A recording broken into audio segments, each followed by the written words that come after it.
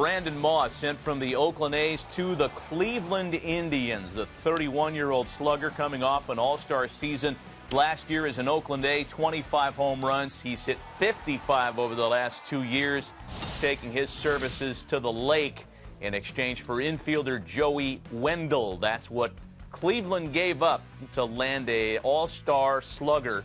Will fit in nicely to a Indians lineup that's suddenly a lot more competitive in the robust AL Central. And Brandon joins us on the phone this morning on Hot Stove. Hey, Brandon, thanks for the phone call. Give us your thoughts now as compared to the thoughts you had the day you learned you were traded from the A's to the Indians.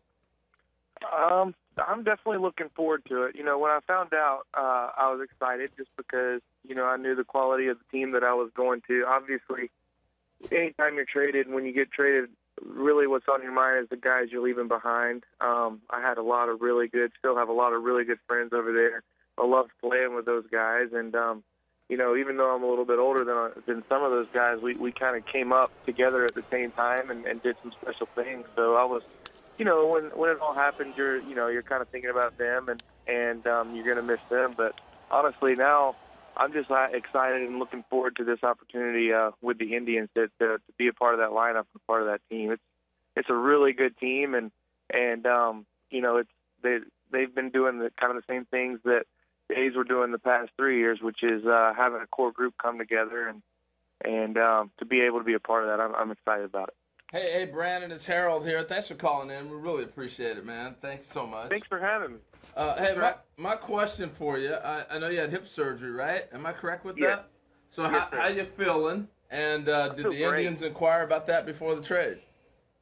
They didn't ask. They didn't call me and ask. I mean, I'm pretty sure that they did their due diligence with Dr. Bird, and you know, they probably were in contact with the trainers there in Oakland and stuff like that about what was going on. But I feel great. You know, I'm ahead of where I'm supposed to be as far as how I'm feeling, but they've got me on a really conservative plan as far as the rehab process goes, just because, you know, we did it in the off season and there was plenty of time to rehab it. So, you know, there was no need to be too aggressive with it early on. So they won't let me run until right after the first of the year, but they're letting me bike. They're letting me do all kinds of other stuff to keep my legs in shape and do some stuff in the pool. But, I mean, the hip feels great. It really does. It feels – nothing's bothered it so far, and I don't anticipate anything bothering it further on. I just think that, you know, the rest is just progression. Brandon, the chance to play for Terry Francona is something that a lot of players anticipate because he has a well-deserved reputation as being a player's manager. I'm not exactly sure what that means, but I think we all have our own personal definitions of that. In Terry's case, it's meant as a huge compliment. Have you spoken with him since the deal, and talk about your thoughts there? Yeah, I've spoken with him a few times.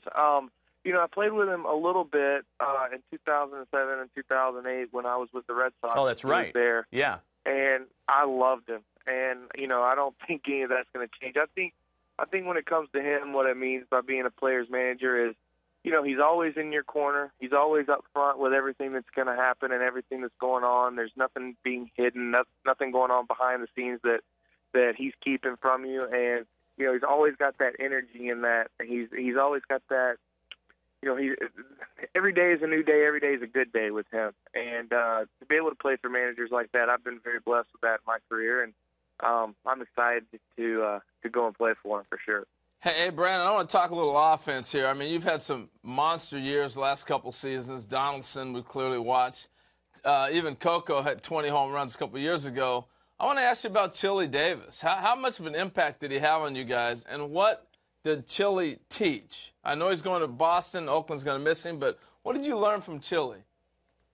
I don't mean this as a disrespect to any other hitting coaches I've ever had, but Chili is the most unique hitting coach and the best hitting coach for me personally that I've ever had, because from day one, he wanted to take what it was that I did and just improve on that, and then allow me as a hitter to figure out that I'm a better hitter than I thought I was. Does that make sense? Yeah, I knew that I had power. I knew that I was a pull hitter, and he just allowed me to be that, all the while he was encouraging and instilling in me that I could be a better hitter than I thought I was. I could use the whole field better than I thought I could. And I was just, every year with him was just a steady progression. I know the numbers from 2012, that was only half a year. That's why I hit, 290 or whatever it was. But 2013, I progressed into a better hitter.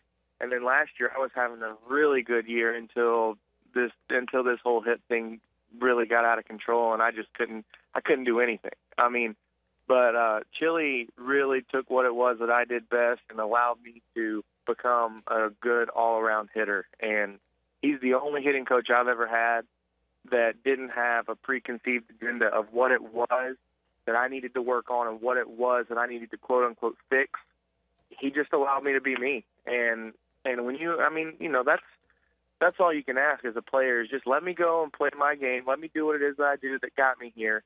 And then as we grow, let me figure out different things that I can do. Yeah, you're going to miss that, man, because that doesn't happen often in this game. That's pretty great. Hey, you're right. The other thought I'm curious about while we have you on the phone is playing for Oakland. And, every organization, when you play somewhere, you kind of know what the expectation is. I just think it would be, I don't know, I don't want to put words in your mouth. My question is, did you guys talk about, hey, we may not be here very long. We might get moved. We might get traded. Did that ever enter into the minds of you players? Yeah, I think it does because, every team has its window. Even teams that can go out and spend money, like there's no tomorrow, they have a window. And I think that we all saw that, here we've been doing this for 3 years. We might have another year at most to do it because guys are going to, guys are going to become free agents. Guys are going to get really, really expensive through arbitration, and we understand how it works.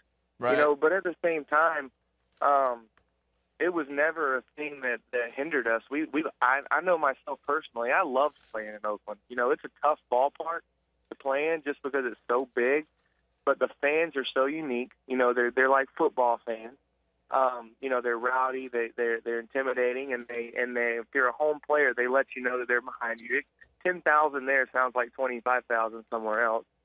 And then, it's just a unique experience because, I don't know, Oakland is one of the only places you can go and be a nobody, and they give you an opportunity to become somebody. Yeah, and that's really cool, and that's the prize of playing there, no doubt.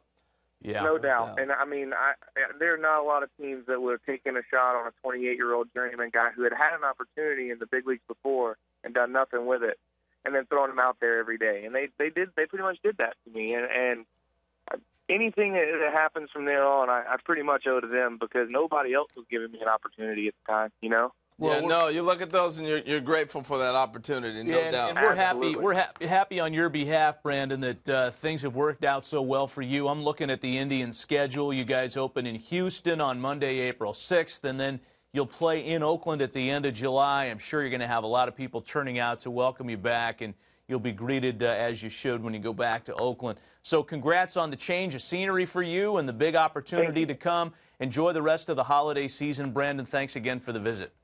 Thanks for having me, guys.